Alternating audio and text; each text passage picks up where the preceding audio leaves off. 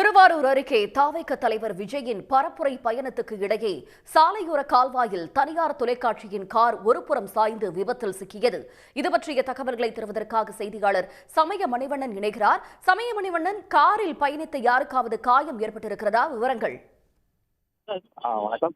தமிழக வெற்றி கழகத்தின் தலைவர் விஜய் அவர்கள் இரண்டாவது சனிக்கிழமையாக இன்றைய தினம் நாகை மற்றும் திருவாரூர் மாவட்டங்களில் சுற்றுப்பயணத்தை மேற்கொண்டிருக்கிறார். இந்த சுற்றுப்பயணத்தின் ஒரு பகுதியாக நாகையில் உள்ள புத்தூர் அண்ணா சிலை அருகே தமிழக வெற்றி கழக தலைவர் தனது பிரச்சார உரையை முடித்த பின்பு அங்கிருந்து இரண்டாவது இடமாக திருவாரூரில் உள்ள பகுதிக்கு சென்று கொண்டிருந்தார். அப்போது அவரது வாகனத்தை ஏராளமான வாகனங்கள், குறிப்பாக தமிழக வெற்றி கழக தொண்டர்களும் தனியார் வாகனங்களும் ஏராளமான வாகனங்கள் அவரது பிரச்சார வாகனத்தை பின்தொடர்ந்தபடியே சென்றனர்.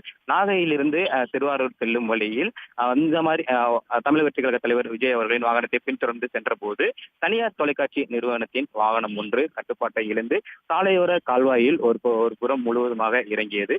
இதன் காரணமாக காரில் அப்போது யாரும் இல்லாதன் காரணமாக யாருக்கும் இந்த விபத்தின் காரணமாக எந்த ஒரு காயமும் ஏற்படாத நிலையில் இதனைத் தொடர்ந்து அப்பகுதி வழியாக வந்த தமிழக வெற்றி கழகத்தின் தொண்டர்கள் மற்றும் பொதுமக்கள் ஆகியோர் அனைவரும் இணைந்து கால்வாயில் சிக்கிய தனியார் தொலைக்காட்சி நிறுவனத்தின் வாகனத்தை கயிறு மூலம் இழுத்து அதனை மீண்டும் சாலையில் நிறுத்தினர். இதனைத் தொடர்ந்து தமிழக வெற்றி கழக தலைவர் விஜய் அவர்கள் நாகையிலிருந்து தொடர்ந்து திருவாரூரில் இரண்டாவது இடமாக பிரச்சாரம் மேற்கொள்வதற்கு சென்று கொண்டிருக்கிறார்.